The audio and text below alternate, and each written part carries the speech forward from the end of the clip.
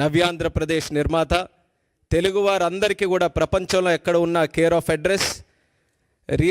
Real లైఫ్లో మనం అందరం సూపర్ స్టార్స్ చూసాం, కానీ రియల్ లైఫ్లో మనకు అందరికీ కూడా సూపర్ స్టార్ అయినటువంటి మనకి ఆర్కిటెక్ట్, మనకి విజనరీ, అలాగే మనకి బిల్డర్ మన ముఖ్యమంత్రి వర్యులు నారా చంద్రబాబు నాయుడు గారికి, అలాగే యువగల రథసారథి, నేటి యువతరానికి స్ఫూర్తినిస్తూ ఆయన గురించి ఎన్నో మాటలు మనం అందరం విన్నాం, రేపు భవిష్యత్తులో కూడా వింటాం. అన్నిటికంటే ఆయన తాలూకా వ్యక్తిత్వం ఒక్క మాటలో చెప్పాలనంటే, ఆయన మంగళగిరిలో ఓడిపోయిన తర్వాత ఎంతోమంది ఎన్నో సలహాలు ఇచ్చారు, మీరు ఎక్కడైనా కొంచెం సామాన్యమైన తెలుగుదేశం పార్టీకి అనుకూలంగా ఉండే కాన్స్టిట్యున్సీ తీసుకోండి అంటే ఒకే ఒక్క మాట చెప్పాడు, ఎక్కడ ఓడిపోయాను అక్కడే గెలిచి చూపిస్తాను, ఎన్నిసార్లు అయినా సరే ఇక్కడే పోటీ చేస్తాను.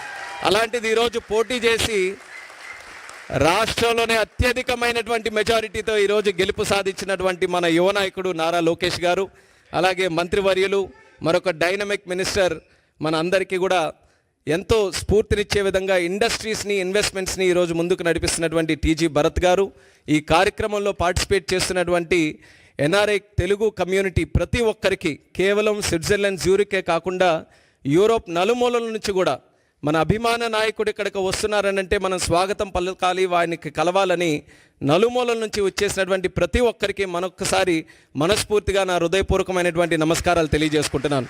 మీకు చంద్రబాబు నాయుడు గారిని చూసిన తర్వాత మీ అందరికీ ఎంత ఆనందంగా ఉందో నాకు ప్రత్యేకంగా మిమ్మల్ని అందరినీ చూసిన తర్వాత మరింత ఆనందం కలుగుతుంది. తెలుగువారు ఇంతమంది ఇక్కడ అందరూ కూడా ఉన్నారా, అంత సామాన్యమైనటువంటి విషయం కాదు. మన సొంత రాష్ట్రాన్ని వదిలేసి మనకి ఎన్నో కష్టాలను ఎదుర్కొని కుటుంబాన్ని దూరం పెట్టుకొని అక్కడికి వెళ్ళిన తర్వాత భాష తెలియకపోయినా, వాతావరణం పడకపోయినా, మరి ఎన్నో కష్టాలు అనుభవించి ఈరోజు మీకంటూ ఒక ప్రత్యేకమైనటువంటి స్థానం, ఒక గౌరవం, ఒక భవిష్యత్తు సంపాదించుకున్నారనంటే నిజంగా మీ అందరి ఆ యొక్క కెపాసిటీకి, కేపబిలిటీ, కమిట్మెంట్కి కూడా మరొకసారి ఈ వేదిక ద్వారా మన తెలుగు కమ్యూనిటీ అందరూ కూడా ఇది సాధించుకొని ఇక్కడ ఉంటున్నటువంటి ప్రతి ఒక్కరికి నా తాలూకా అభినందనలు మిమ్మల్ని అందరినీ కూడా చూసి తెలియజేసుకుంటున్నాను. మరి ఈరోజు తెలుగువారి గురించి చెప్పాలనంటే మన ఎవరికంటే తక్కువ కాదు. ఆవకాయ అయినా, ఐటీ అయినా, గోదావరి అయినా, గ్లోబలైజేషన్ అయినా, అలాగే గోంగూర అయినా, ఆంటర్ప్రినర్ అయినా తెలుగువారు సాధించలేనిది ఏది కూడా లేదు. అదే చంద్రబాబు నాయుడు గారు కూడా ఎప్పుడు కూడా మాట్లాడుతూ ఉంటారు, అది నిరూపించారు కూడా. ప్రపంచంలో ఎక్కడికి వెళ్ళినా సరే తెలుగువారు, భారతీయులు ఎలాగో కనబడతారో ఆ భారతీయుల్లో ఖచ్చితంగా తెలుగువారు ఉంటారు.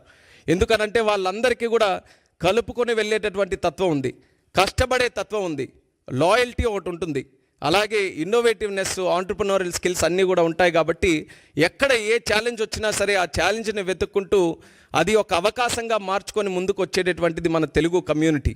అటువంటి కమ్యూనిటీ ఈరోజు ఒక విషయం చెప్పాలనంటే, ఎన్డీఏ ప్రభుత్వం మనం ఆంధ్రప్రదేశ్ రాష్ట్రంలో చూసాం, 5 సంవత్సరాలు కూడా ఎన్నో కష్టాలు మనం అనుభవిస్తే ఒక రకంగా తెలుగువారందరూ కూడా రెస్పాన్సిబిలిటీ తీసుకున్నారు.